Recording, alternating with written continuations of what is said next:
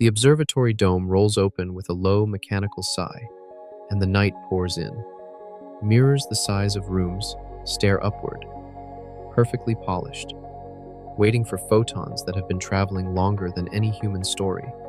From the control room below, glowing monitors turn those faint specks into spectra, into lines on a graph, into clues about what the universe is doing to itself. Every time this ritual plays out, the cosmos repeats the same unsettling statement.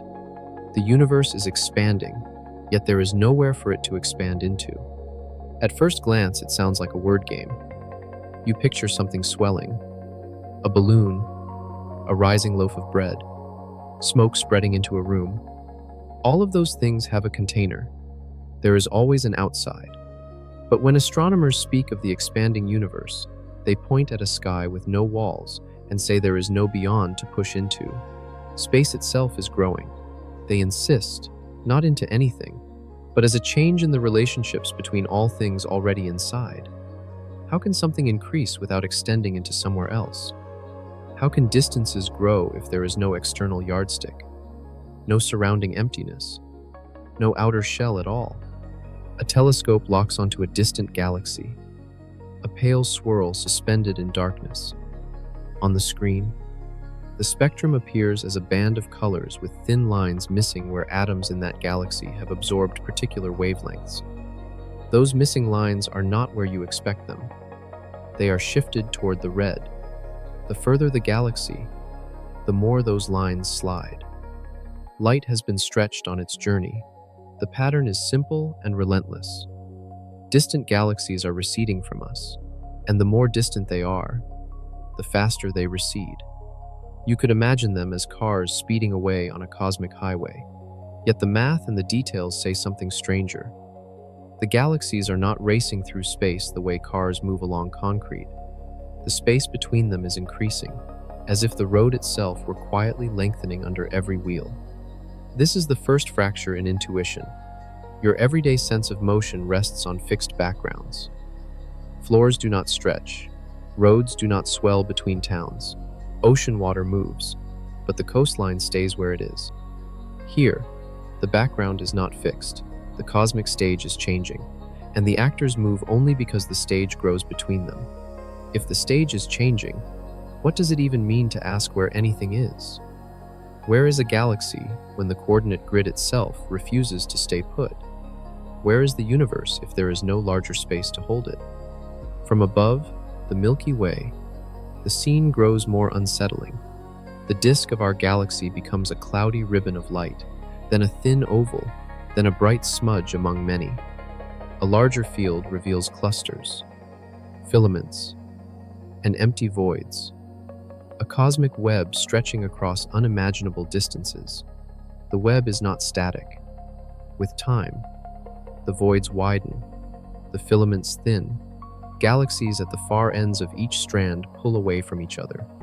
The pattern looks like a frozen splash captured in slow motion, but the splash is still unfolding. The grid of space beneath the web is loosening. This is not an explosion from a central point. There is no center for debris to fly away from. Every location, if you stood there, would see the same general pattern: galaxies receding, distances increasing, the web relaxing. You might ask a simple question. If the universe is expanding, why are you not being stretched? Why does your room not slowly enlarge? Why does your own body not pull apart atom by atom as space grows between its particles? The answer lies in the competition between expansion and binding. Inside galaxies, gravity glues stars into orbits, overpowering the feeble tendency for space to widen. Inside your body, electromagnetic forces and nuclear forces clamp matter together far more strongly than the gentle cosmic stretch. Expansion wins only in the wide, nearly empty spaces between galaxies, where nothing strong enough exists to resist it. You are too tightly bound to feel it. The universe grows in the gaps between its largest structures, not in the bonds that stitch those structures together. In everyday language, you can think of expansion as new space being woven into the gaps between galaxies rather than galaxies moving through old space. No loom sits outside space to weave it. The process is not happening in a larger room. It is a change of scale built into the fabric itself. That answer is precise enough for an equation, but it does not extinguish the unease. If new space appears, where does it come from? If distances grow, what defines the growth? If there is no outside, can we even use the word expansion without smuggling in the mental image of a balloon in a bigger air? Point the imaginary camera at a single beam of light, leaving a young galaxy billions of years ago. At the moment of emission, that photon begins its journey across a universe that is smaller than it will be when the photon arrives. As time passes, the space between the photon and its destination expands. The wave crests stretch apart. The wavelength lengthens. By the time that photon slips into our telescope, the universe has grown enormously. The photon is a messenger, but its message has been edited by the journey. Its color is not just a record of the source, it is a record of the space it crossed and how that space changed. This leads to a subtle but crucial idea. You never see the universe as it is, only as it was. And even that past is filtered through expansion. Distant galaxies appear younger not only because their light left long ago, but because the stretching of space has altered that light. A faint red smudge in the sky may be a thriving spiral today, but you will never see it that way. All you can ever observe is the version of it encoded in a stream of photons that spent billions of years losing energy to a growing cosmos. You live inside a hall of mirrors that shifts as you look. Now widen the view again. Surrounding you is a sphere of visibility. A bubble defined not by walls but by time. Light has a finite speed. The universe has a finite age. Even if expansion were calm and steady, there would always be a limit to how far light could have traveled since the beginning. That limit defines the observable universe, the part of the cosmos that can, in principle, have sent signals to you. Beyond that distance lies the unlit region, not because nothing exists there, but because no message has had time to arrive. The boundary is not a physical surface where space ends. It is a horizon in time. Expansion complicates this bubble in a profound way. While light travels outward from distant places, the space it crosses grows, the path stretches under its feet. In some directions, the increase in distance outpaces the advance of light itself. A galaxy may emit photons aimed directly at you, but the space between you and that galaxy can swell so rapidly that the photons fall behind. They will never reach you, for those regions. The cosmological horizon is not merely a limit of current technology, it is a permanent silence. No future telescope, no matter how perfect, will ever hear from them. Consider what that means. There are galaxies, perhaps entire structures more vast than anything you can imagine, whose existence is forever disconnected from your own. They are not simply far away. They are causally disjoint. Their histories will never intersect with yours. The universe you can influence, or be influenced by, is smaller than the full universe, perhaps dramatically smaller. You inhabit a finite bubble in an infinite or at least larger reality. And the bubble is not static. It grows as time passes, but it also loses ground as more regions slip beyond reach. The phrase expanding universe hides this subtlety. The part you can see appears to grow in size, because with time, light from farther objects has had a chance to arrive. Yet at the same time, expansion is pushing other regions away faster than the light they emit. Some areas enter your view, others leave it forever. The observable universe grows and shrinks in different senses at once. From your point of view, the cosmos seems to open and close like a slow-breathing organism, inhaling new vistas while exhaling others into permanent darkness. This strange breathing leads naturally to a larger question. What is the universe expanding into?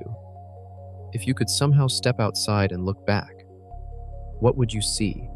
Would the universe appear as a swelling sphere inside a larger void? Would you observe other universes floating nearby? Would expansion look like motion in a higher dimensional space? The honest answer from our current theories is blunt. There is no outside in the usual sense, and the question is not well formed. But that answer is unsatisfying because it conflicts with the way human minds handle space.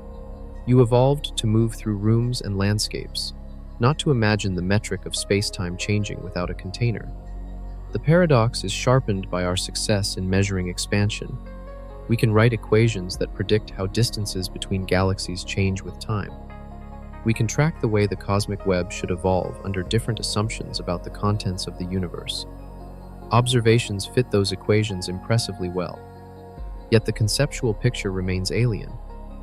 We are confident that something like expansion is happening, but the analogies we use to explain it, balloon surfaces and stretching rubber, all rely on embedding the system into a larger space. Those analogies must be abandoned at the final step. The balloon surface does not need an air-filled room around it to describe its own geometry. Likewise, the universe does not require a surrounding void to expand within. This tension between perfect equations and shaky intuition is more than a footnote. It sets the stage for every other mystery that follows. If your basic sense of where and when is undermined, then questions about origin and fate take on a different flavor. Did the universe begin in a single event? Or has expansion always been a feature? Will it continue forever or slow to a halt? Is the growth accelerating? Why is the expansion rate tied to numbers that allow galaxies and stars and planets to form? If expansion were much faster, structure might never condense. If it were much slower, gravity might have crushed everything back into a dense state long ago. The balance appears delicate. You are standing at a railing on the edge of a strange ocean. The waves are not water, but the geometry of space itself. Under its surface lie the fossils of a younger cosmos, encoded in the faint afterglow of its birth and in the arrangement of galaxies. Above it, the future stretches toward possibilities we barely grasp. Somewhere in this shifting scene is the answer to the original puzzle. Not only is the universe expanding, it is expanding in a way that reshapes what kinds of questions are meaningful to ask. If there is no outside, then expansion must be telling you something profound about the inside. A final thought lingers as the camera pulls back from the observatory, lifting through the atmosphere and into orbit. Below, the bright curve of Earth glows blue and white, thin and fragile.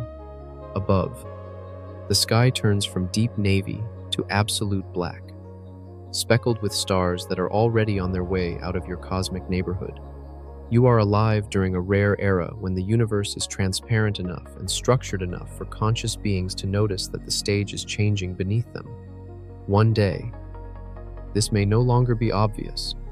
If this opening puzzle resonates with you, please like and subscribe to the Quiet Universe channel.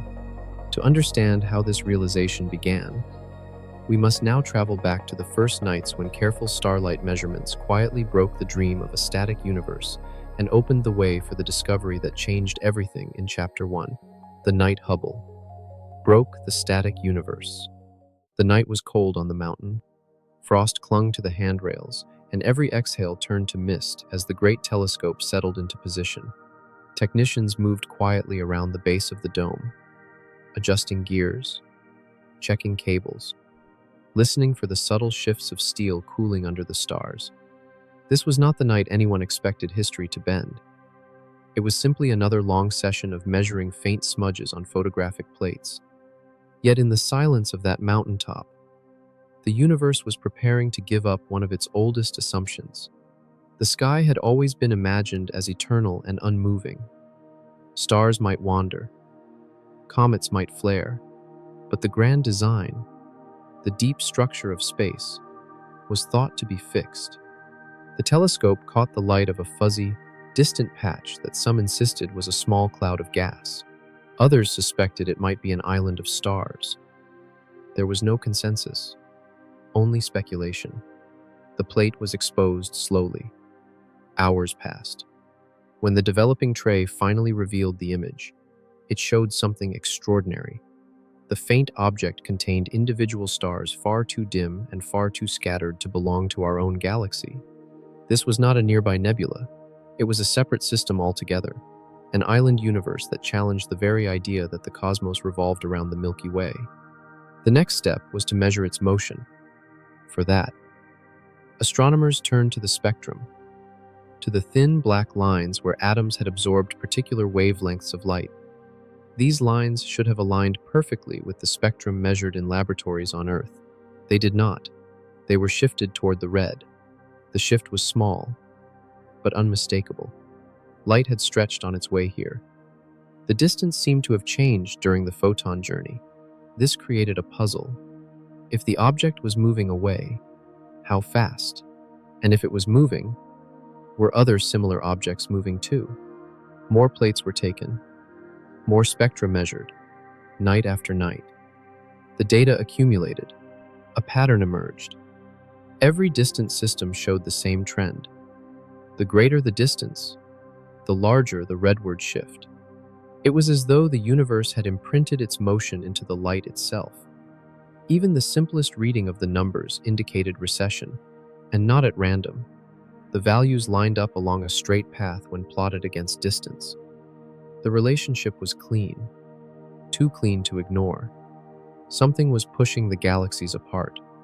The idea of a static universe had deep roots. Philosophers had declared it eternal. Mathematicians had defended it with equations. Even early models of gravity predicted collapse unless something held everything in place. Theoretical adjustments had been made to preserve the stillness. A force had been inserted into the equations to keep space from falling inward. It was an elegant construction, a delicate balancing act meant to freeze the universe in a timeless condition. Yet here was the sky saying otherwise. The data did not bend to opinion. It pointed in a new direction. The contradiction grew sharper with each measurement. If galaxies receded, the universe could not be static. If the recession increased with distance, then something more profound was happening. It did not look like a simple explosion. Explosions have centers. This pattern did not. No matter where you place the origin, the galaxies continued to recede from that vantage. Every location could claim to be the center because the effect was symmetric.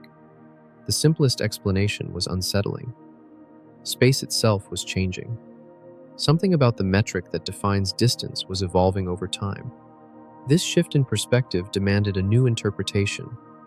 Imagine the universe as a grid, a pattern of intersecting lines marking positions. In a static universe, those lines remain the same. Distances are constant. Objects move against this backdrop. But in an expanding universe, the grid lines drift apart. Distances increase even if objects remain at rest relative to the grid. The galaxies need not rush outward like shrapnel. They can simply ride the expanding fabric, carried farther apart without expending energy. A plain view of this idea is to picture a sheet painted with dots. If you stretch the sheet, the dots separate even if they do nothing. No external direction is required. No center is needed. The stretching occurs everywhere. That simple image captures something crucial. The galaxies are not moving through space. They are being carried by the growth of space itself. This distinction is subtle yet powerful. It preserves the symmetry of the expansion and solves the puzzle of why every point seems central.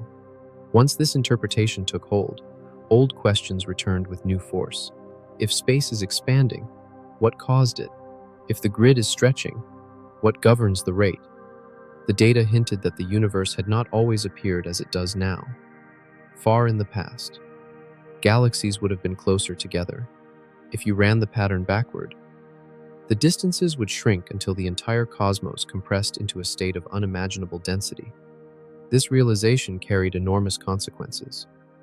The universe had a history. It was not eternal. It had an origin. But even as this picture formed, another contradiction hovered. If expansion was real, why do nearby galaxies not drift from each other noticeably? Why does gravity still bind clusters together? Why do stars not drift away from their orbits?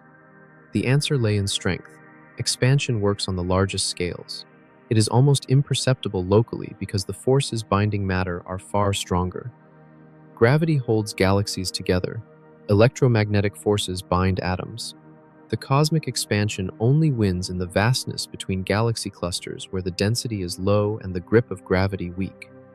This understanding sharpened the achievement of that night on the mountain. Those first plates were not just images, they were messages from a universe revealing its dynamism. The sky, that had seemed permanent, was now shown to be in motion. What looked like stillness was an illusion caused by the enormous distances involved. With the right tools and enough patience, the illusion cracked.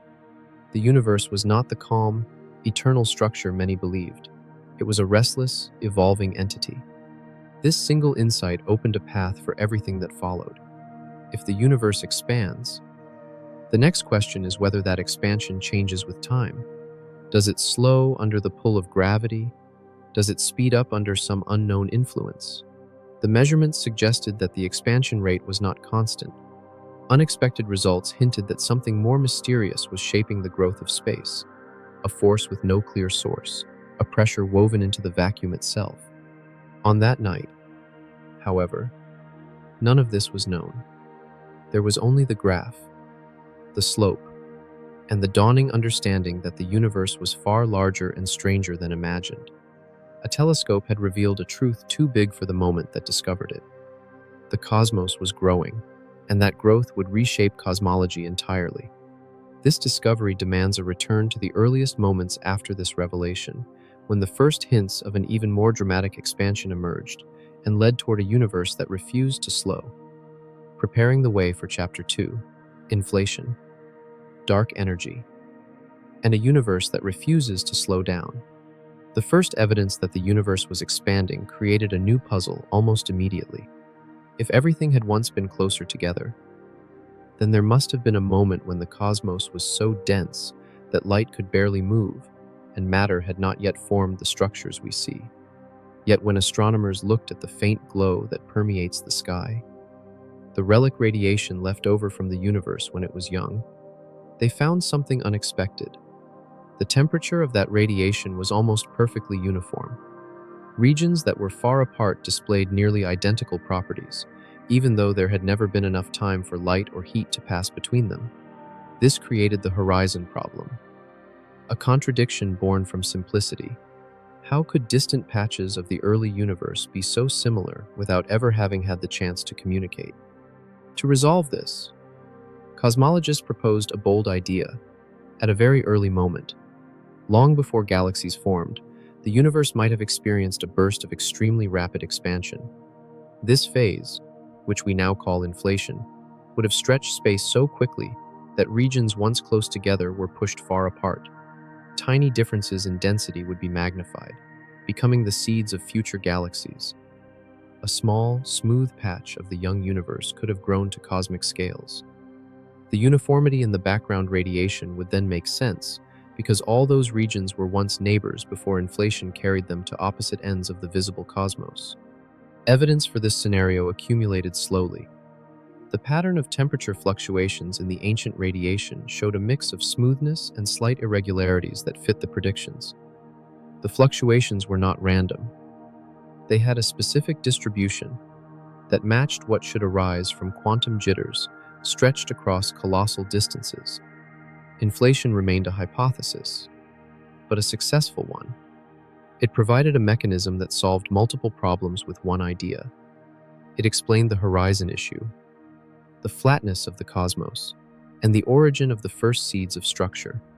In everyday language, you can think of inflation as the universe taking one deep breath at the very beginning, a breath so fast and so large that it carried tiny sparks of density into patterns that later became galaxies. The breath was brief, but its effects are visible in every direction today. Without it, the sky would look very different. With the concept of inflation in place, cosmologists turn to the next question. What happened after inflation ended? Did the universe continue to grow at the same rate? Did it slow under the pull of gravity? For a long time, most expected that the expansion should decelerate. Gravity is attractive. The combined mass of all galaxies should tug on the growth of space. Even if the universe expanded forever, the rate should decline. Measurements of distant stellar explosions provided a surprising twist. These events were used as mileposts to gauge large cosmic distances. They acted as standard candles, objects of known brightness that allowed astronomers to compare how bright they appeared with how bright they should be. The data told a story that no one had anticipated. Faraway galaxies were not slowing down. They were receding faster than expected. The expansion was accelerating. This implied the existence of something entirely new, a form of energy, spread throughout space, pushing outward. It did not clump into galaxies. It did not behave like matter. It had negative pressure, a property that caused space to expand more rapidly. Cosmologists called it dark energy, not because it was shadowy or occult, but because it was poorly understood. It dominated the large-scale behavior of the cosmos, yet left almost no direct trace. Its effect was subtle, revealed only through the motion of galaxies and the pattern of background radiation. Dark energy appeared to make up most of the total energy content of the universe. The mathematics suggested that about 70% of the cosmic energy budget came from this mysterious source. That meant the fate of the cosmos was dictated primarily by something we had not even suspected a generation earlier. The details remained uncertain, but the trend was unmistakable. The universe refused to slow down. Instead, it accelerated, stretching the cosmic web more quickly as time passed. This set the stage for one of the most important questions in modern cosmology. Is dark energy constant, or does it change? If it is the same everywhere and every when, then the universe will expand forever. Structures that are not gravitationally bound will drift apart until they are no longer visible to one another. Clusters of galaxies will become isolated islands in a growing ocean of darkness. If dark energy increases with time, the expansion will accelerate even more violently, eventually tearing galaxies apart. Then stars, then planets, then atoms themselves. This hypothetical scenario is sometimes called the Big Rip. It is one possibility among many, but it illustrates how sensitive the future is to the nature of this enigmatic force. A point of tension arose in the measurements. Different methods for estimating the current rate of cosmic expansion gave slightly different results. When astronomers measured nearby galaxies, they obtained one value. When they used the ancient radiation as a guide to the early universe, they obtained another. The disagreement, though small, hinted at missing physics or subtle errors in measurement. It sparked debates and motivated new experiments. The cosmos seemed eager to keep some of its secrets. To understand the implications of accelerated expansion, imagine again the cosmic grid. Instead of drifting apart at a steady pace, the grid lines move faster as time passes. Distant galaxies that were once accessible move beyond reach. Their light cannot keep up with the increasing separation. It is as though every point in the universe is surrounded by an invisible current, a stream that grows stronger with distance. The further away something is, the more forceful the current becomes. You can send a signal across a calm river if you shout loud enough, but if the current strengthens faster than your voice can travel, the far shore will fall silent. At the center of this puzzle is the vacuum itself. In classical physics, empty space is simply nothing, a stage without actors. Yet modern physics suggests that the vacuum has properties of its own. It can store energy. It can influence the behavior of space. Dark energy may be tied to this vacuum energy, though the exact relation remains unclear. Calculations from quantum theory produce values that are wildly too large. Something is off. The vacuum may be telling us only part of its story. Why does this matter? Because the expansion of space determines not only the distant future, but also the conditions for life and structure in the universe. If expansion were too fast in the early universe, matter could not clump into stars. If it were too slow, gravity might have pulled everything into a dense state long before the present. The balance we observe is neither random nor guaranteed. It is a delicate interplay of forces, one that allowed galaxies, planets, and conscious observers to emerge. The first hints of inflation, combined with the discovery of accelerating expansion, paint a portrait of a universe driven by two dramatic phases. One in the beginning, rapid and violent, shaping the initial conditions. Another continuing in the present, subtle but powerful, steering the cosmos toward isolation. Between these two lies the era of structure formation, the time when galaxies formed and stars ignited. We live during that middle chapter, a period when light still travels between great islands of matter and the night sea still holds evidence of a wider cosmos. Short questions rise again. What mechanism ended inflation? What exactly drives dark energy? Could they be related phases of the same underlying phenomenon? Are we witnessing echoes of the early universe in the present expansion, or are these coincidences that reveal nothing deeper? The answers remain uncertain. The data are precise, but incomplete. Every measurement refines the picture while revealing gaps. A final image brings this chapter together. Picture the universe as a vast field of tall grass. At the beginning, a sudden gust sweeps across it, bending every blade in the same direction. That gust is inflation. Its imprint remains long after the wind dies. Later, a slow, steady breeze begins to rise. It grows stronger with time, pushing the blades apart once more. That breeze is dark energy. Both movements shape the landscape. Both sculpt the structure of the field. And you, standing in that field, feel only a gentle push, unaware of the profound forces shaping the horizon. All of this leads naturally to the next layer in the story, where expansion competes with gravity on the largest scales and creates the fractured, shifting design of the cosmic web that defines our place in Chapter 3. Gravity's hold, growing voids, and the fractured cosmic web. When the first maps of the universe were assembled, they did not show a smooth, even distribution of galaxies. Instead, the cosmos appeared as a pattern of knots, strands, and yawning empty regions. Galaxies clustered in dense filaments that stretched across hundreds of millions of light years. Between those filaments lay enormous voids, deserts of space with almost nothing inside. From a distance, the structure resembled a three-dimensional spider web suspended in darkness. This cosmic web became the reference frame for understanding how gravity and expansion compete on the largest scales. Gravity shapes this web from the inside. Expansion shapes it from the outside.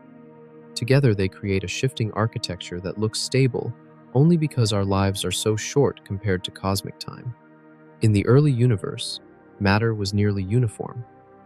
Tiny fluctuations seeded by quantum events during inflation provided slight variations in density. Regions that began with a little more matter attracted even more through gravity. Meanwhile, regions with slightly less matter became emptier over hundreds of millions of years. These contrasts sharpened. Dense areas grew denser. Empty areas grew emptier. The result was a network of filaments weaving through colossal voids. To appreciate the scale, imagine a cluster of galaxies at one of the web intersections. Thousands of galaxies orbit their common center of mass. Gravity binds them together, resisting the stretching of space. As expansion pushes outward, gravity holds the cluster compact. Within this domain, the galaxies are safe from drifting apart. Their mutual attraction is far stronger than the gentle widening of space. But follow a strand outward from that cluster, away from the tight knot, and the balance changes. The density drops. The gravitational pull weakens. Expansion begins to win. When expansion does win, it acts slowly at first. Two galaxies separated by a modest distance experience a tiny increase in the gap between them. The difference is almost imperceptible on human timescales, but over cosmic epochs, the effect compounds. Filaments lengthen, the distances along their spines grow. Some galaxies on the edges detach from the main body, slipping outward into the darkness of an expanding void. The web stretches unevenly, like a net pulled at irregular intervals. Some fibers thin, some strands tighten, some sections fray. A question rises naturally. If the cosmic web is shaped by gravity, why does it not collapse entirely under its own weight? Why do the filaments not draw together into a single massive structure? The answer lies in the competition between the initial distribution of matter the influence of expansion, and the limited speed at which gravity propagates. While dense nodes do continue to gather matter, the vast distances between nodes prevent them from merging into one. Expansion keeps pushing large structures apart, limiting their ability to join. Gravity shapes the web but never overpowers the growth of space. To see this more clearly, consider a single void. Voids are not static cavities. They grow. As filaments pull matter inward, the surrounding empty regions expand. A galaxy near the edge of a void feels more pull from the dense side than from the empty side, causing it to drift toward the nearest filament. Over time, this migration accelerates the emptiness of the void. The result is a process where galaxies slide along the web, leaving behind enlarging pockets of near-total darkness. These voids are not holes in space. They are simply regions where gravity has failed to overcome expansion. Imagine flying through one of these voids. At first, the stars thin, then galaxies disappear entirely. Soon you are passing through a volume of space so barren that light from the nearest galaxy arrives only after hundreds of millions of years. If you kept going, the nearest cluster would recede ever faster, not because it is moving through space, but because space itself is rising like a tide between you and your destination. Even if you accelerated your vessel to an enormous fraction of the speed of light, the void would still widen. Expansion would not push you backward, but the gap would increase faster than you could close it. This creates a subtle consequence. The cosmic web becomes fractured not because galaxies tear, but because the separations between them grow beyond the reach of gravity. At some point, the expansion rate between two distant regions becomes too fast for gravity to draw them together. They become permanently separated, each bound into its own domain, over the lifetime of the universe. These domains drift so far apart that communication becomes impossible. The cosmic web, once interconnected, slowly detaches piece by piece. A human-scale analogy helps. Picture a network of towns connected by long roads across a vast plain. Each town has its own gravity-like influence keeping its buildings together. But the ground between towns slowly expands. The roads lengthen. The space between communities grows faster than any traveler can cross. Over time, the towns become isolated settlements, each surrounded by an ever-widening gap. Nothing about the towns themselves changes, but their connections to each other fade until they exist in solitary pockets.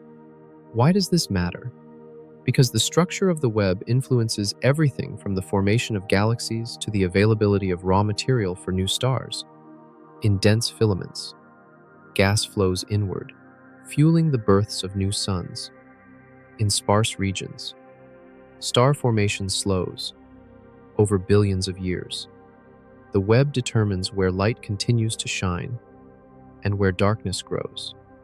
It determines which galaxies will remain neighbors and which will drift into unreachable solitude. It shapes the environment in which life can emerge. As the universe ages, the influence of dark energy becomes more pronounced. Filaments that once grew in strength begin to thin as expansion accelerates. The largest structures, superclusters that span hundreds of millions of light years, remain gravitationally bound. But structures larger than these begin to disconnect. The web fractures along its weakest lines. The most massive clusters form the last strongholds of structure. Everything beyond those clusters recedes into a region that no telescope, no signal, no probe will ever reach. This has a profound implication for the far future. Observers born trillions of years from now will inherit a sky very different from ours. They will see only the stars of their local cluster. The surrounding filaments and galaxies that fill our current telescopic view will have disappeared beyond the cosmic horizon. The universe will appear smaller to them, not because it is smaller, but because the expansion has outpaced the ability of light to bridge the distances. Short questions emerge. If the cosmic web is fracturing, how long will the connections last? Which regions will remain linked? Will our own local group merge into a single giant galaxy as the spaces between galaxies expand? If future observers see only a single structure, will they ever deduce that a vast web once surrounded them? Or will the memory of the wider cosmos vanish as the horizons tighten? This chapter rests on a single metaphor. The cosmic web is a tapestry, woven with threads of matter and stretched by the expansion of space. Some threads stay taut, others loosen, some snap entirely. The tapestry endures, but its pattern changes in ways that no single observer can track over their brief lifespan. We live at a rare moment when the tapestry remains visible, its filaments still glimmering across vast spans of darkness. The chapter ends with a final image. Imagine drifting above the web. Filaments glow faintly, like the veins of some vast living organism. Voids sprawl between them, cold and silent. Then, slowly, the filaments begin to pale. As the voids widen, the glow fades along the borders. The fractures deepen. The web becomes a patchwork of isolated islands in a sea that grows without edge. To understand what happens beyond these fractures, where the shape of space itself decides the ultimate reach of knowledge, we now follow the geometry of the cosmos into Chapter 4, Horizons, Infinite Space, and the Shape of the Stage. The cosmic web reveals how matter arranges itself, but it does not tell us what kind of arena those structures inhabit. To understand the nature of the universe at the largest scales, we must ask a deeper question. What is the shape of space? Not the shape of galaxies or clusters, but of space itself. Is the cosmos finite or infinite? Does it curve back on itself like the surface of a sphere? Or does it stretch without boundary like an endless plane? These questions sound philosophical, but they leave fingerprints in the sky that careful measurements can detect. And they lead directly to the idea of the cosmic horizon, the shifting boundary of everything we can ever know. Every observer, no matter where they stand, is surrounded by a bubble of visibility. This bubble is not a physical shell. It is a region defined by time, by the finite speed of light, and by the expansion of space. Light can only travel so far in the age of the universe. Even if the cosmos is infinite, the part we can access is not. The horizon that marks this limit is not fixed. It grows as we receive light from regions that were once hidden. But because expansion continues, some regions slip away faster than light can reach us. They vanish beyond what is called the event horizon, a boundary we can never cross. To imagine the horizon, picture a distant lighthouse casting beams across a dark ocean. If the waves between you and the lighthouse rise too quickly, the light will never crest the swells and reach your eyes. In the same way, there are parts of the universe from which light will never arrive, because the space between you and those regions expands too rapidly. The universe contains both a horizon of what has already reached you and a horizon of what can ever reach you. One grows gently, the other tightens with time. This distinction is crucial. The observable universe is simply the sphere defined by how far light has traveled since the beginning. But the event horizon is defined by whether future light from distant regions can ever arrive. No matter how long you wait, because the expansion accelerates, the event horizon sits closer than many imagine. Regions that are currently visible will eventually slip beyond influence. Their light will grow faint, stretched until it becomes too long to detect. The cosmos will appear smaller to future observers, even as the full universe expands without limit. Why does space have a shape at all? Geometry is not merely a mathematical abstraction in cosmology. It determines how parallel lines behave, whether triangles add up to precise angles, and how the growth of space unfolds. A universe with positive curvature behaves like the surface of a sphere. If you travel far enough in one direction, you could theoretically return to your starting point.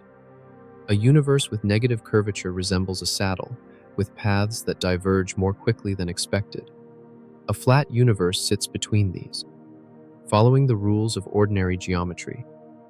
The shape determines how gravity influences expansion and how expansion influences destiny. Measurements of ancient radiation offer clues. The tiny patterns imprinted across the sky carry information about the density of matter and energy, and about the geometry of the cosmos. When those patterns are analyzed, they point to a surprising result. Within the limits of measurement, space appears flat, not perfectly, but very close. This suggests that the universe sits near a delicate balance between collapse and runaway expansion. The amount of matter and energy is almost exactly what is needed to make the geometry neither curve inward nor bow outward. But flatness does not tell us whether the universe is finite or infinite. A flat plane can stretch forever, or it can wrap around in complex ways that give the illusion of infinite extension. The stage may be larger than the part we can see. The horizon only marks the boundary of the observable region, not the boundary of existence. If space is finite but unbounded, you could theoretically travel in one direction forever without encountering an edge, repeating your journey around the cosmic loop like a traveler circumnavigating a globe. If space is infinite, no such repetition would occur, and the cosmos would stretch without limit. Here a plain clarification helps. A finite universe does not need an edge. A sphere has finite surface area, yet no boundary. You can walk indefinitely without falling off. Likewise, the universe may be finite in volume while having no outer surface. The absence of edges does not imply infinity. It only means that the geometry closes smoothly on itself. To probe these possibilities, scientists search for repeated patterns in the sky. If the universe loops back on itself, distant regions might show matching features because light has taken different routes around the cosmic topology. So far, no such repetitions have been identified, but the lack of evidence does not prove the structure infinite.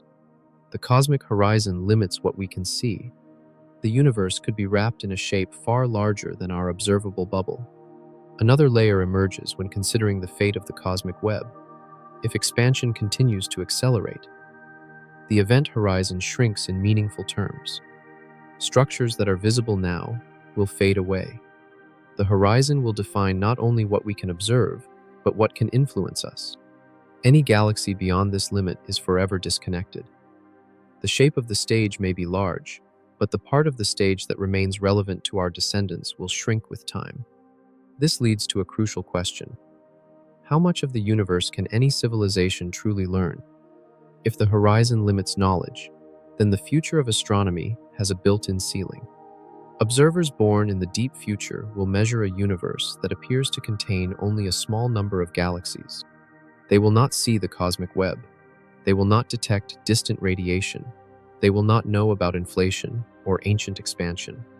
Their data will suggest a simple island cosmos. The true vastness will be hidden behind the horizon, erased by time. This is not merely speculation. Simulations of the future sky show that as the cosmic horizon contracts in influence, the background radiation cools until it becomes undetectable. Galaxies recede until their light thins into nothing. Eventually, only the local cluster remains visible. The entire observable universe collapses into a narrow region, not because the cosmos shrinks, but because light from the outside cannot cross the growing gulf. Short questions multiply.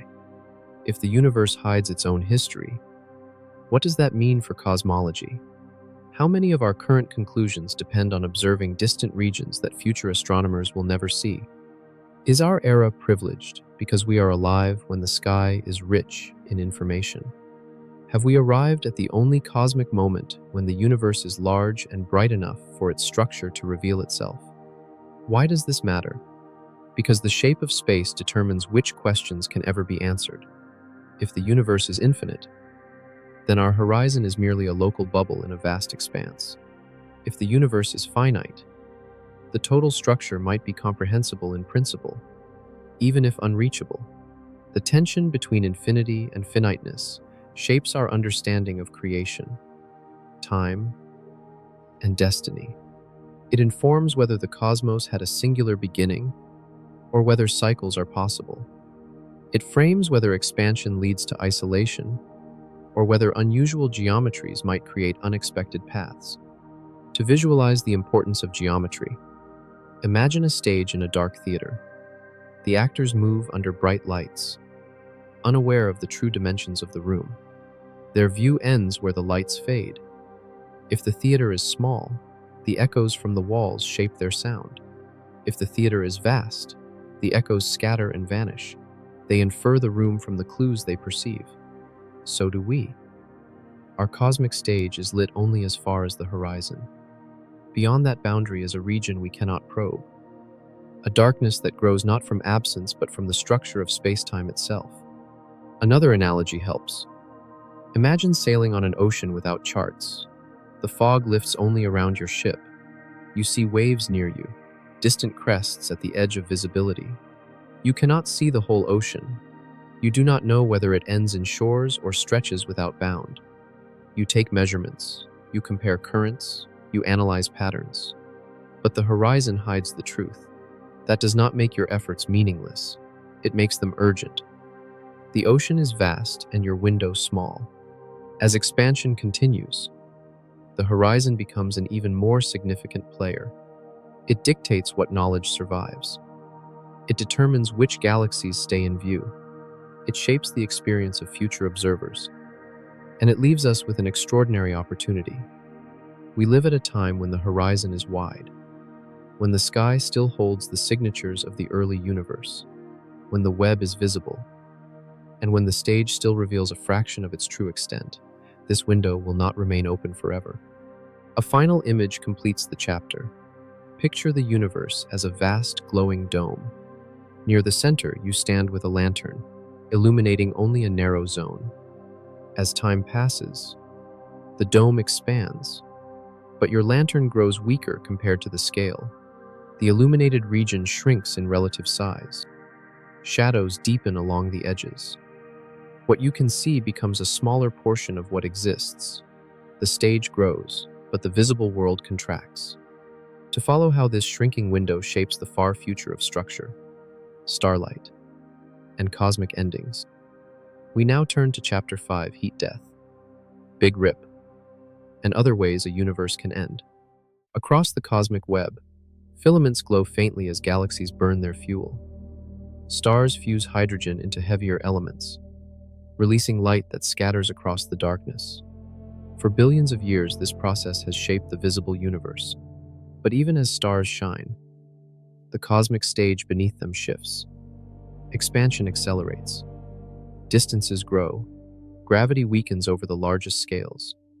When you follow these trends into the deep future, the universe begins to look less like a thriving system and more like a candle burning in a room that expands faster than it can illuminate. The first possible ending is the quietest. It is called heat death, though the phrase is misleading. It describes not a fiery destruction, but an approach to perfect uniformity. In this scenario, expansion continues forever. Galaxies exhaust their gas. Stars fade and die. New stars form less often until the last one flickers out. Black holes swallow what remains of large structures, only to evaporate over trillions upon trillions of years as faint radiation leaks from their horizons. In the end, matter becomes so diffuse that the universe resembles a thin fog of particles drifting in space that grows colder with each passing epoch. To imagine heat death, picture an immense orchestra gradually losing its instruments. First, the violins go silent. Then the brass weakens. One by one, the sections dim until only a single drum beat remains.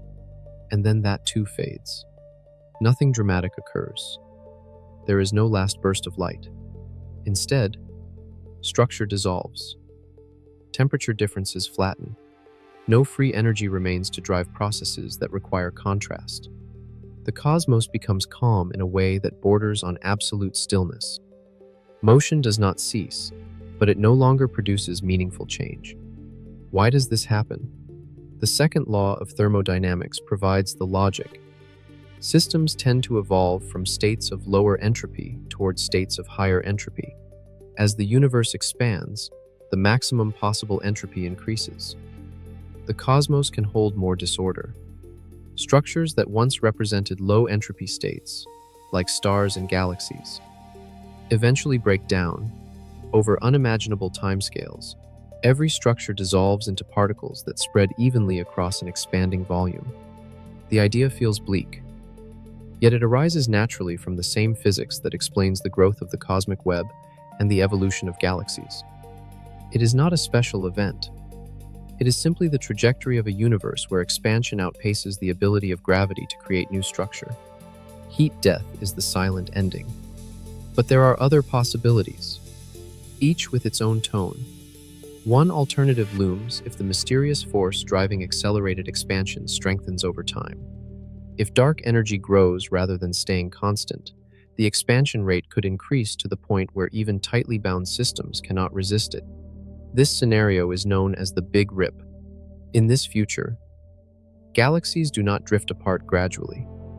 Instead, the expansion tears apart clusters, then galaxies, then star systems, then planets, and eventually the atoms themselves. The expansion becomes so strong that nothing can maintain its cohesion.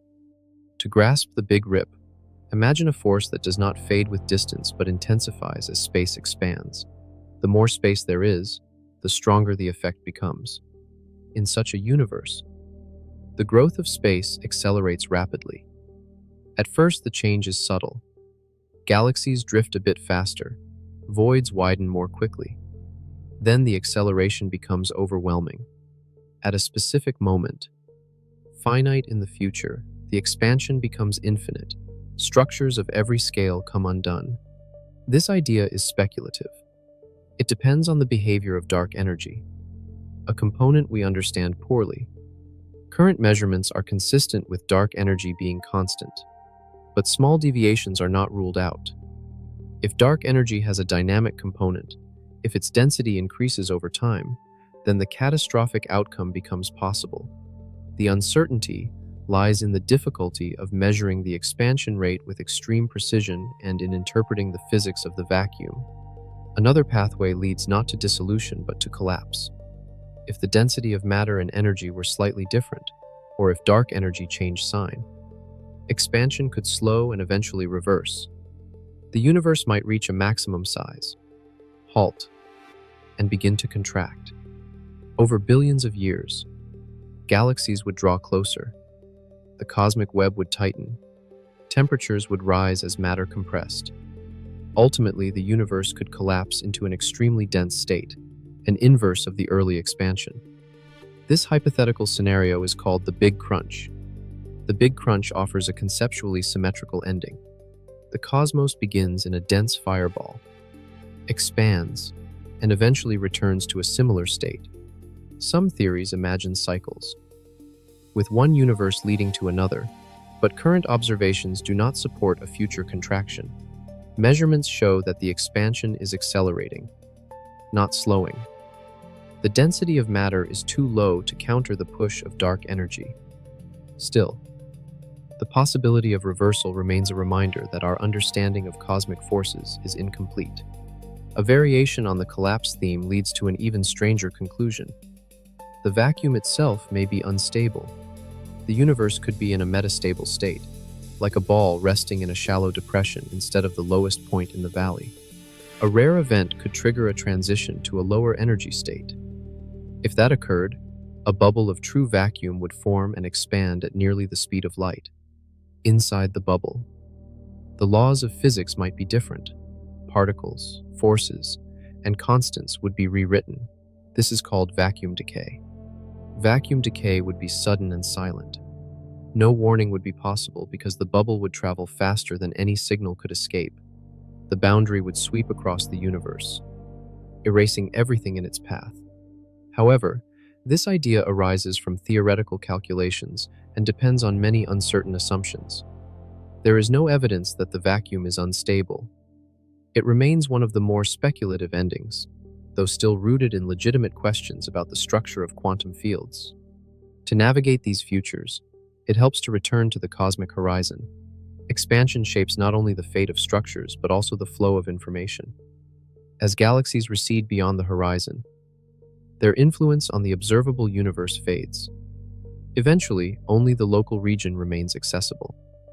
This shrinking sphere of visibility influences any prediction about the future because it determines what data survives. Observers in the distant future will have less information available than we do now. Their understanding of cosmology will be drastically limited. Consider the role of black holes in these endings. In the heat death scenario, Black holes are the last beacons of structure. They consume matter for eons before gradually evaporating through a faint emission of particles. This evaporation is incredibly slow for massive black holes, but given enough time, even the most massive will disappear. Black holes transform mass into radiation, contributing to the uniformity that defines the final state. In a Big Rip universe, black holes fare no better. As expansion becomes violent, the gravitational grip of a black hole weakens relative to the stretching of space. Eventually, even the event horizon cannot contain its contents. The black hole dissolves, not through evaporation but through the breakdown of the structure that defines it. The fabric of spacetime itself becomes unstable. In a vacuum decay scenario, black holes offer no refuge.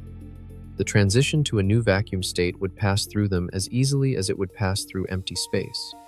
The laws that govern their existence might not survive in any recognizable form. Their mass, spin, and charge could be rewritten or eliminated entirely in the new configuration. Short questions rise repeatedly. Which of these endings is most likely? Is heat death inevitable? Could dark energy change? Is the vacuum stable? How does the horizon influence the final outcome? These questions illustrate how much remains unknown. We stand in a narrow window of cosmic time when the universe is structured and observable, and from this vantage point, we try to forecast trillions of years into the future. The uncertainty is profound. Why does this matter?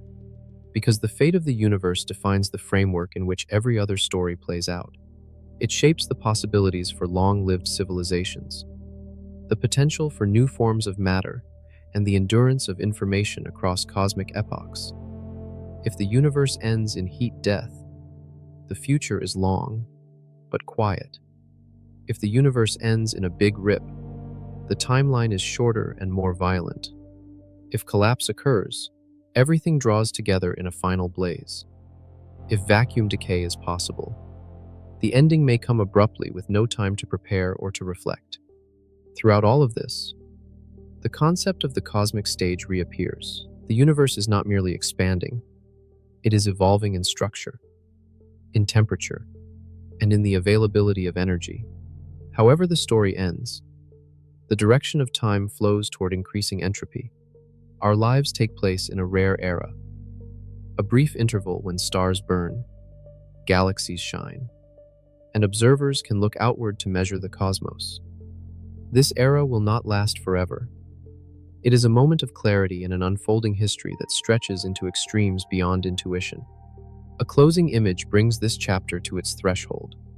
Picture a single star shining in an immense void. Around it, the universe grows darker as galaxies vanish beyond the horizon. The star burns for a while, then dies. Its remnants cool. The void deepens.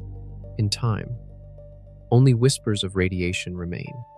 The cosmos becomes a vast, cold sea where the memory of fire lingers only faintly, to follow how life, intelligence, and the last surviving lights might adapt to such a future. We now enter Chapter 6, Last Civilizations, Black Hole Engines, and the Silence Between Islands. In the far future, long after the cosmic web fractures and distant galaxies fade beyond the horizon, the universe becomes a quieter place. The bright era ends, not with a sudden catastrophe, but with a gradual thinning of light. Stars that once filled the sky burn out.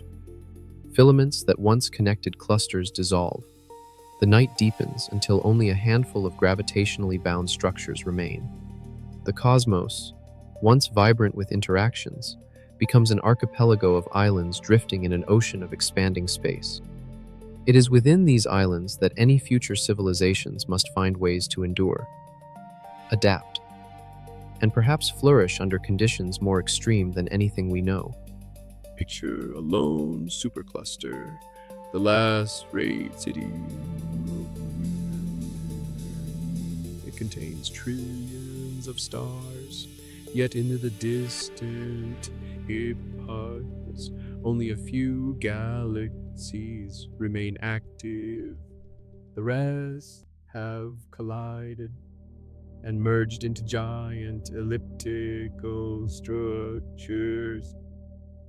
Vast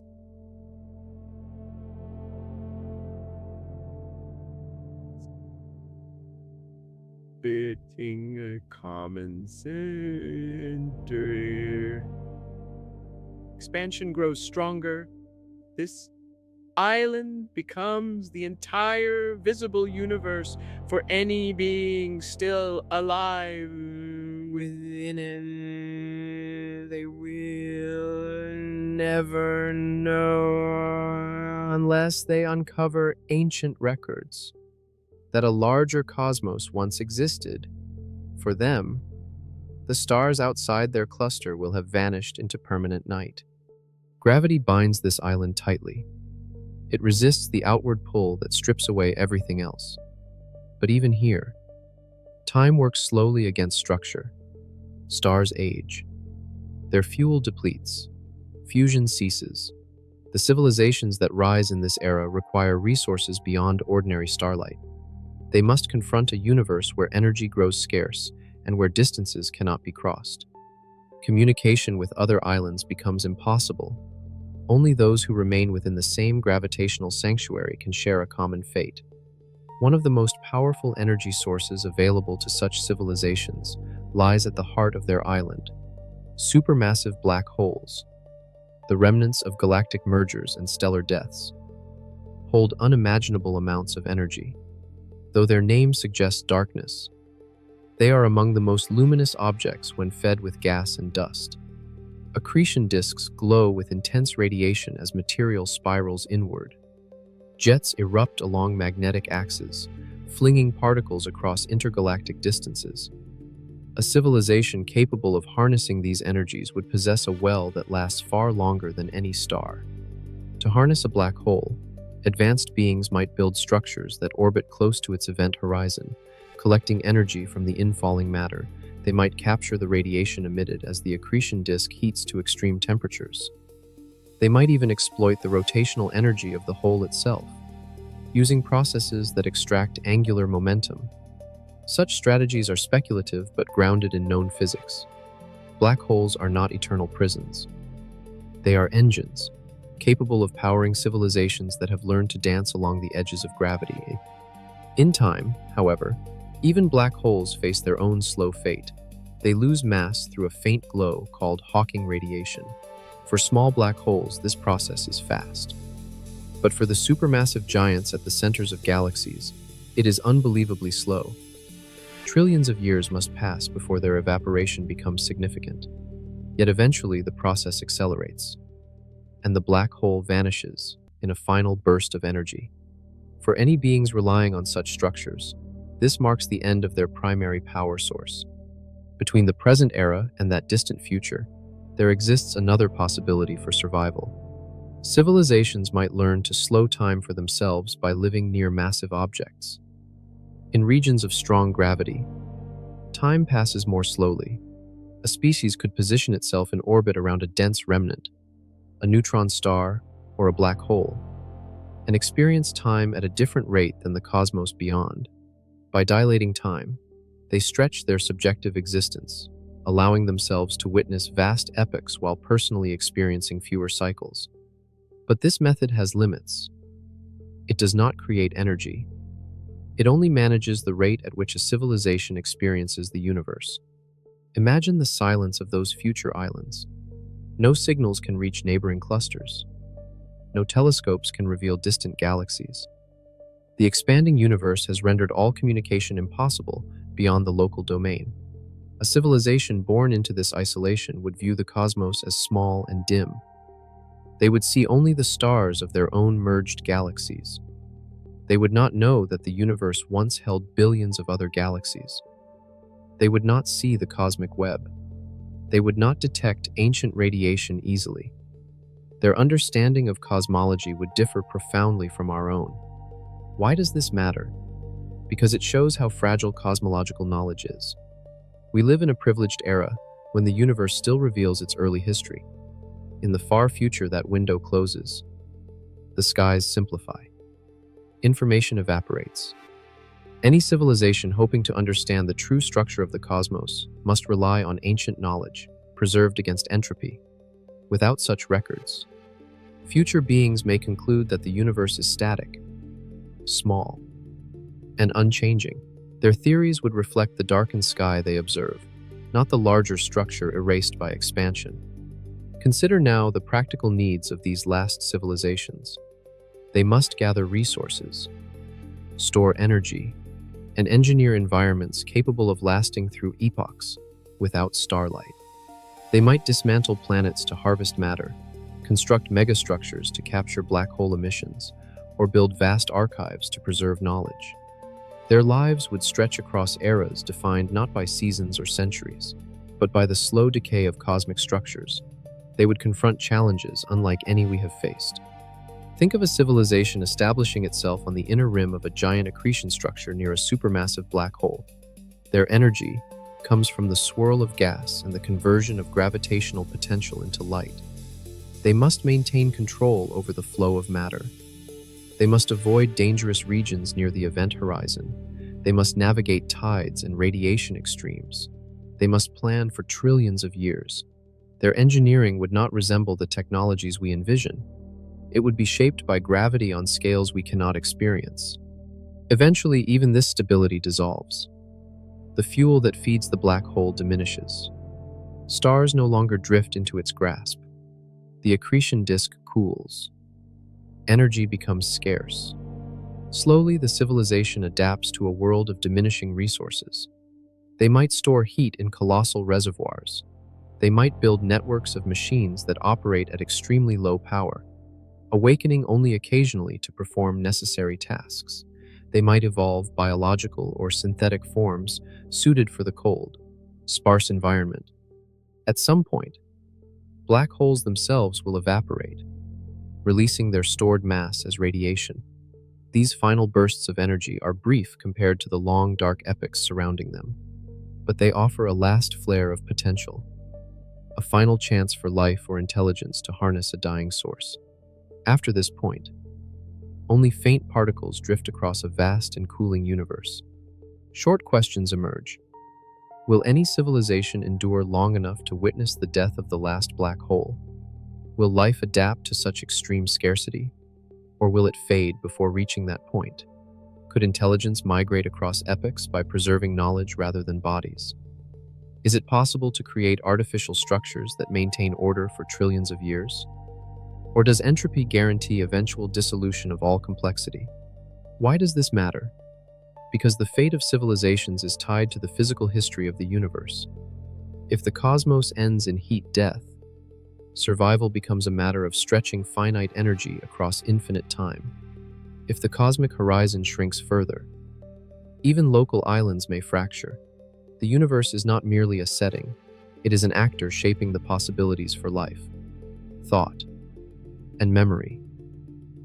One final image captures the silence that awaits. Imagine a cluster of ancient stars surrounding a supermassive black hole. The last civilizations orbit in engineered habitats, dim lights flickering against the void. Far beyond the cluster, space expands without witness. No galaxies shine, no signals travel. Only the whisper of radiation drifts outward as the cosmos settles into its long quiet. Within this island, intelligence endures as long as energy permits, preserving its story in the face of an indifferent universe. To understand whether these civilizations face their fate alone, or whether the broader cosmos contains deeper layers beyond the visible horizon, we now turn to Chapter 7, Simulated Skies, Exotic Matter, and the question behind the equations. When the observable universe contracts into isolated islands and the last civilizations cling to the dim glow of long-lived remnants, a deeper question begins to emerge. What is the universe made of beneath the familiar particles and forces? If our cosmos is shaped by expansion, horizons, dark energy, and space-time geometry, what mechanism governs those rules? Are we witnessing the surface of a deeper structure, or is the universe all there is? This chapter steps into the territory where physics meets uncertainty, where equations hint at possibilities that lie beyond direct observation. The first crack in the familiar picture comes from the simple fact that most of the universe is missing from our understanding. Ordinary matter, the atoms that build stars, planets, and people, accounts for only a small fraction of the cosmic energy budget. The rest appears as dark matter and dark energy, neither of which has been directly detected. These ingredients shape the evolution of the cosmos, yet they remain mysterious. Dark matter appears to gather around galaxies, providing the gravitational glue that holds them together. Dark energy drives expansion. But what are they? If the universe contains these unseen components, then our view of its structure is filtered through incomplete knowledge.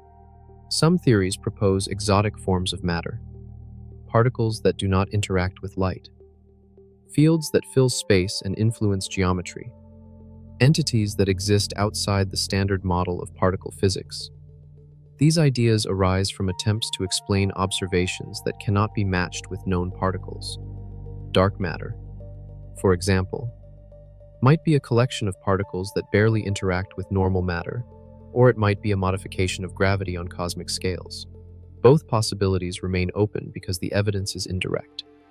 The idea of exotic matter becomes even more intriguing when we consider the earliest moments of the universe.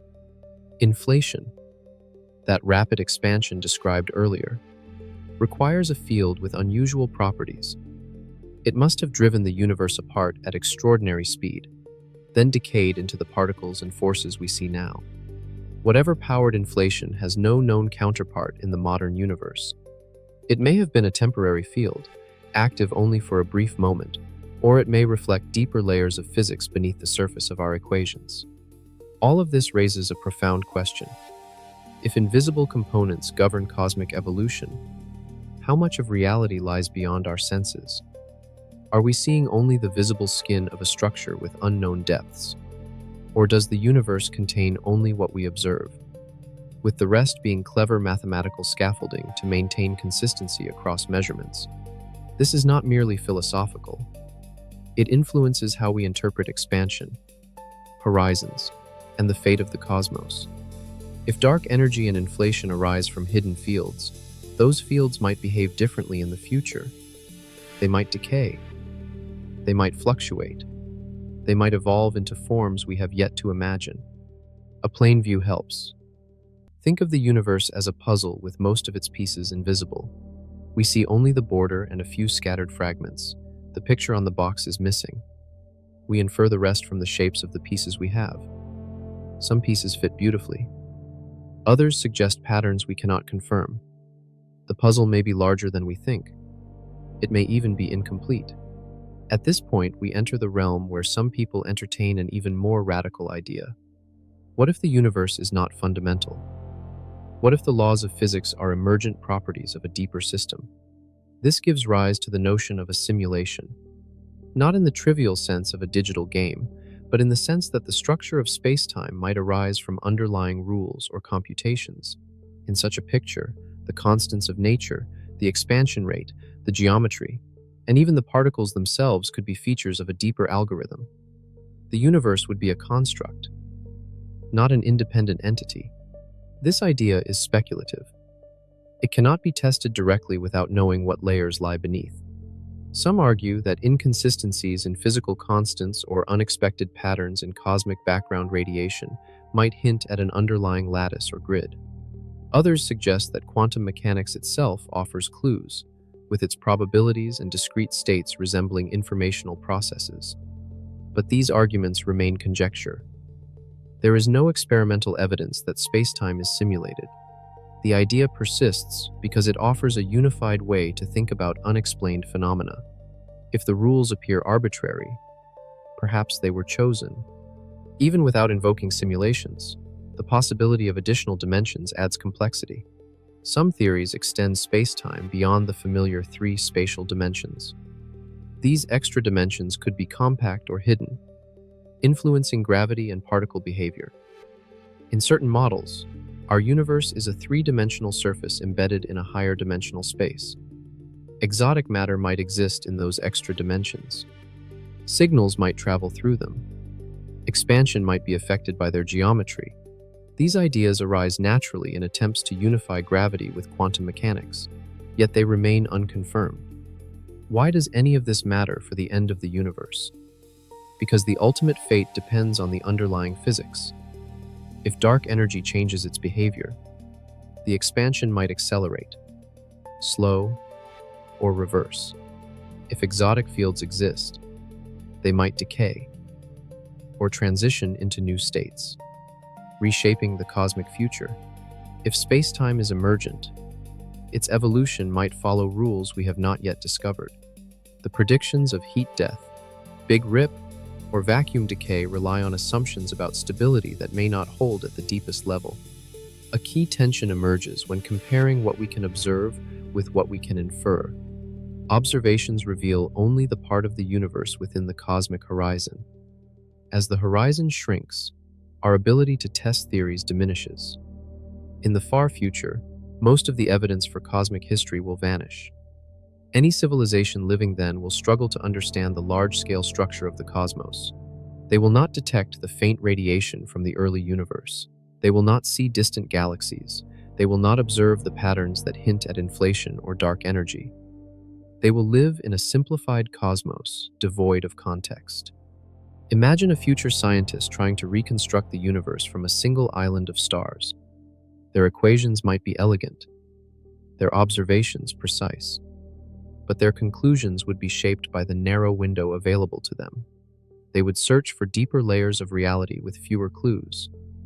If exotic matter exists, they might never see its effects. If extra dimensions influence gravity, they might never detect those signatures. If the universe is emergent, they would lack the data to test that premise. Short questions rise naturally. How much of the universe is hidden behind the horizon? How much of physics depends on conditions that no longer exist? Could our understanding be incomplete because we live at a unique moment? Or is our era simply one stage of a cosmic cycle, with other phases revealing different truths? These questions do not weaken science. They strengthen it by reminding us of the limits of observation. Why does this matter? Because the nature of reality determines what the universe can become. If the laws of physics are fixed, the future follows a predictable path. If the laws evolve, the story becomes richer. If the universe has deeper layers, our understanding of beginnings and endings changes. The cosmos might not end with heat death or a big rip. It might transition into a new form. It might recycle. It might give rise to new universes, or it might dissolve into a state beyond description. One last image binds this chapter together. Picture the universe as a vast library with most of its shelves hidden behind walls. We walk through a small illuminated room, reading the volumes available to us. The rest of the library remains dark. We infer its contents from the echoes of voices, the smell of old pages, the stories hinted at by the few books we can access. The equations we write are our attempts to decipher the catalog. Some entries are clear, others are smudged. We know the library is larger than our room, but we do not know how far it extends or how it began. To follow what these deep uncertainties reveal about the edge of knowledge, the limits of inquiry, and the final reach of observation, we step into Chapter 8, the final telescope and the limits of what minds can know. When the universe grows old, the great structures fade and the cosmic web dissolves into isolated domains. The challenge for any surviving intelligence becomes stark. The sky itself empties. The clues that once revealed the history of the cosmos vanish one by one. With each passing epoch, knowledge becomes harder to preserve and almost impossible to expand. Telescopes, once the most powerful tools for understanding existence, lose their reach as the cosmic horizon tightens. This chapter explores what happens when the universe outgrows the instruments that measure it, and when the limits of understanding are set not by technology but by the fabric of space-time. In the present era, our telescopes collect light from galaxies billions of light years away. They detect faint radiation from the early universe. They map the cosmic web across huge expanses. But this capability depends entirely on a universe that is still transparent and structured. As the expansion accelerates, The observable region shrinks in influence. Distant galaxies recede until their light stretches into wavelengths too long to detect. The cosmic microwave background becomes so faint that even the most perfect detector would be unable to distinguish it from the coldness of the expanding void. This erosion of signals is not a technological challenge. It is a physical one. Imagine a telescope built by a far future civilization. Its mirror spans thousands of kilometers. Its detectors operate near absolute zero. It is as perfect an instrument as physics allows. Yet this telescope sees only the local island of matter. No matter how large the mirror grows, no matter how sensitive the detectors become, the observable universe remains restricted to a cluster of ancient stars drifting in an ocean of darkness. The cosmic horizon acts as a boundary, not of matter, but of information. It defines the region from which signals can ever arrive. Beyond it lies a realm permanently out of reach. In everyday language, you can think of the horizon as the edge of a map that recedes faster than you can redraw it. No explorer can cross it. No signal can return from it. Even perfect knowledge of physics cannot circumvent it. The horizon is not a barrier you can approach. It is a property of spacetime that follows from accelerated expansion. As time passes, the horizon becomes more restrictive. It hides the distant universe not behind clouds or dust, but behind the growth of space itself. This has a profound consequence. Most of what we know about the universe comes from light that has traveled across vast distances. Without that light, the record of cosmic history fades. Future astronomers will not see the glow of the early universe. They will not observe the filaments of the cosmic web. They will not measure the recession of galaxies. Their sky will show only a single massive structure, the merged remnant of a once diverse cluster. Their cosmology will be shaped by this limited view. They will infer a static, though small universe because that is all they can measure.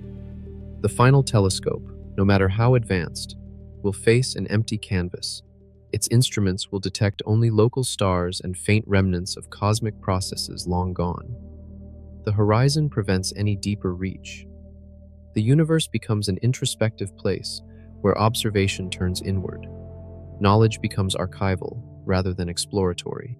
Civilizations must preserve the records of their ancient predecessors if they wish to understand the cosmos beyond their shrinking bubble. Now consider the nature of knowledge itself. Our understanding of cosmology depends on a vast collection of evidence. Without access to distant galaxies or ancient radiation, many of the pillars of modern physics become untestable. Inflation, dark energy, and large-scale structure would be concepts with no observational support. The equations might still predict certain outcomes, but they could not be verified. Science becomes archaeology, piecing together fragments of data left by earlier eras. The risk is that most of those fragments will disappear. Think of a future scholar examining ancient archives. They find references to billions of galaxies, to expansion, to the cosmic microwave background. None of these exist in their sky. They must decide whether the records describe real observations or mythological interpretations. Without external confirmation, they may consider the ancient data symbolic or flawed. The distance between knowledge and belief grows. The universe that once seemed vast and filled with structure shrinks into a simpler, quieter picture. This is not merely a distant concern. It reveals something important about our present moment. We live at a time when the universe is still bright enough to study. We have access to signals that future civilizations will never detect. We can test theories that will become untestable. Our telescopes operate during a narrow window when the cosmos is both old enough to display structure and young enough that the horizon has not erased it. In cosmic terms, we exist during the only era when the universe reveals its full story. Short questions arise. How much of our current knowledge will survive into the deep future? Can any archive last trillions of years? Will information degrade as the universe cools? Can intelligence adapt to an era devoid of new data? What will curiosity mean when exploration becomes impossible? These questions define not only the fate of science, but also the fate of meaning in a universe governed by expansion. Why does this matter? Because the limits of observation are the limits of understanding. If minds cannot access the evidence of the broader cosmos, their interpretation becomes narrower. If horizons erase the distant universe, reality becomes local. This raises a larger possibility. What if our own understanding is already limited by horizons we do not perceive? What if deeper layers of physics lie beyond our reach? The shrinking horizon of the future may reflect the hidden boundaries of the present. To explore this further, imagine the last telescope sitting in a quiet observatory orbiting a dim star. The star is one of the few remaining in its cluster. The telescope scans the sky. It detects only sparse points of light, no galaxies, no glow of ancient radiation, no filaments. The observatory is a relic of an earlier age, built by beings who still remembered the vastness of the cosmos. They recorded their measurements on long-lasting substrates, hoping their descendants would preserve them. But as the eras pass, even the observatory may fail. Machines degrade. Materials decay. Knowledge that is not actively maintained can be lost. Eventually, only fragments remain, without context. Those fragments may be misinterpreted or dismissed. A civilization born into a darkened universe might never discover the truth of expansion. They might believe their island of stars is all that exists. They might search for boundaries that no longer shine. Their theories, elegant and precise, would reflect the world they observe, not the world that once was. It is here that the limits of what minds can know become unavoidable. Intelligence can predict, infer, and model, but without evidence, even the finest reasoning becomes isolated. The universe becomes a labyrinth without maps. Knowledge becomes a memory that fades with time.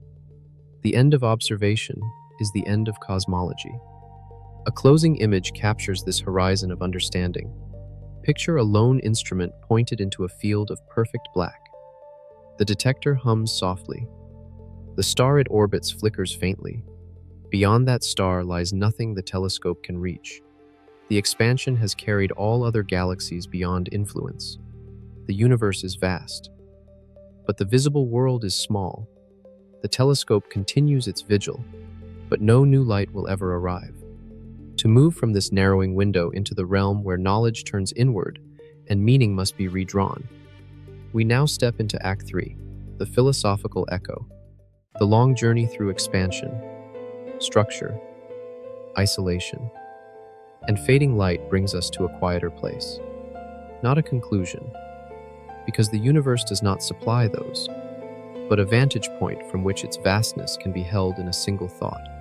The numerical predictions, the horizons, the fates, all point toward a simple truth. What we can know is always smaller than what exists. The cosmos grows, our window narrows, and somewhere between those motions lies the fragile work of understanding. Look again at the universe, not as a map or a clock, but as a stage where knowledge is written into the light that reaches us. Each photon that lands on a detector is a letter in a cosmic script. Each spectrum is a sentence. Each distant galaxy is a chapter. When expansion sweeps the outer chapters beyond view, the story does not end. It becomes harder to read. The text smears, fades, and eventually disappears. We remain inside the narrative, unable to reach the spine that binds it, or the cover that might explain why it was written at all. This is the first thread of the philosophical echo. The universe denies total comprehension by its very design. It is not hostile. It is not protective. It is simply shaped in a way that hides itself. Horizons appear not as walls, but as conclusions to paths that cannot be extended. They mark the limit where curiosity meets silence, and yet curiosity persists. It always has.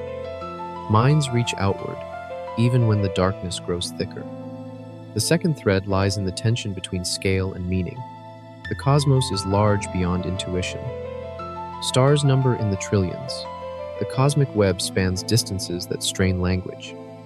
Yet meaning is born locally, in the brief lifetimes of observers made of atoms that existed for an instant in the history of matter.